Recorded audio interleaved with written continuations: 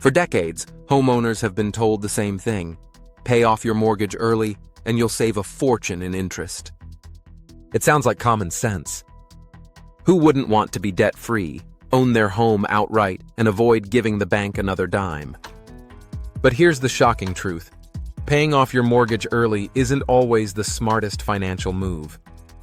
In fact, for many people in 2025, it could actually cost you more in the long run.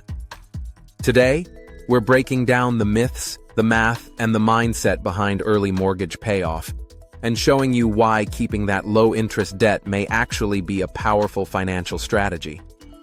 There's something deeply emotional about paying off a mortgage. It's not just another bill, it's your home. When you picture cutting that last check to the bank, you imagine freedom, security, peace of mind. No more monthly payments, no more debt hanging over your head. And yes, those feelings are real. But emotions and money don't always mix. Just because it feels good doesn't mean it's the most financially sound choice. Here's the first problem with rushing to pay off your mortgage. Your mortgage is probably the cheapest money you'll ever borrow.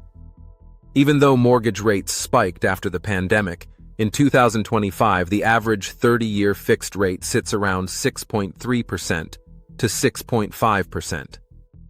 Compare that to credit card interest, which can easily run 20% or more, or even car loans, which are often in the 8% to 10% range.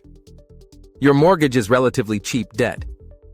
And if you bought your home before 2022, you may be sitting on a mortgage rate closer to 3%, basically free money when you consider inflation. Paying off that kind of loan early is like rushing to pay back the lowest cost loan of your life, while ignoring far better opportunities to grow your wealth. This is where opportunity cost comes in. Every extra dollar you put toward your mortgage is a dollar you can't invest elsewhere. Let's say you have a $300,000 mortgage at 6.5%. If you throw an extra $1,000 a month at it, you'll pay off your home years early and save thousands in interest. Sounds good, right? But now let's imagine you invested that same $1,000 a month into a simple index fund, averaging 8% annual returns. After 20 years, you wouldn't just save a few thousand in interest. You'd build a portfolio worth over $500,000. That's the power of compounding returns. Yes, paying off your mortgage gives you guaranteed savings, but the return is capped at whatever your interest rate is. Investing, while riskier, has historically delivered much higher returns over the long term. Here's another overlooked truth.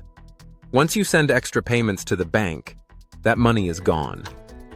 It's tied up in your house. Sure, you have equity, but you can't exactly sell off your kitchen to pay for an emergency. Liquidity, or having access to cash, is one of the most important factors in financial security. If you lose your job, face a medical bill, or need to cover tuition, having investments or cash savings gives you options.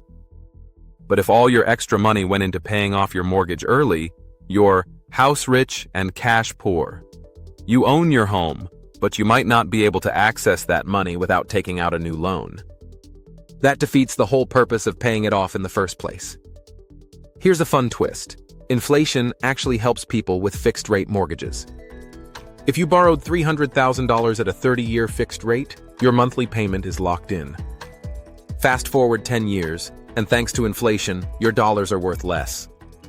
Your payment feels smaller compared to your income and the cost of living. That's why economists often say fixed-rate mortgages are one of the best hedges against inflation. You're essentially paying back the bank with cheaper dollars over time. By rushing to pay off your loan early, you're giving up this inflation advantage. Another factor is taxes. While the rules have changed and fewer people itemize deductions today, many homeowners still benefit from the mortgage interest deduction. Paying off your mortgage early reduces the amount of interest you pay, which might sound good, but it also reduces the deduction you can claim. For high earners, this deduction can make keeping a mortgage more attractive compared to wiping it out early. Now, some people say, I don't care about the math. I just want the peace of mind of being debt-free. And you know what? That's valid. Personal finance is personal. If the stress of having a mortgage keeps you up at night, paying it off could be the right decision for you. But it's important to be clear, that choice is emotional, not financial. If we're talking strictly about building wealth, the math leans toward investing, not prepaying your mortgage. To be fair, there are some situations where paying off your mortgage early can make sense. If you're nearing retirement and want to eliminate expenses, if you're risk-averse and hate the volatility of markets, if you have no better investment options and plenty of cash reserves, or if your mortgage rate is unusually high, like 8% or more. But for the average homeowner with a rate between 3% and 6.5%, the smarter play is often to make minimum payments, invest the rest, and keep your cash working harder. So here's the bottom line. Paying off your mortgage early is not the golden ticket it's often made out to be. Mortgages are some of the cheapest debt you'll ever have. Every extra payment is money you could invest for higher returns. Prepaying locks up your cash and reduces liquidity. Inflation actually works in your favor when you keep a fixed-rate loan. And while debt-free living feels great, the math doesn't always back it up. Instead of rushing to pay off your mortgage, consider a balanced approach. Build a strong emergency fund. Max out your retirement accounts. Invest consistently in assets that grow. And yes, make your mortgage payments on time, but don't be in such a hurry to give the bank extra. In the end, wealth isn't just about being debt-free. It's about making your money work as hard as possible. And for most people in 2025, that means letting the mortgage ride, while putting your extra cash into higher return investments. So, what about you? Would you rather pay off your mortgage early and live debt-free, or keep investing while carrying that low-interest loan?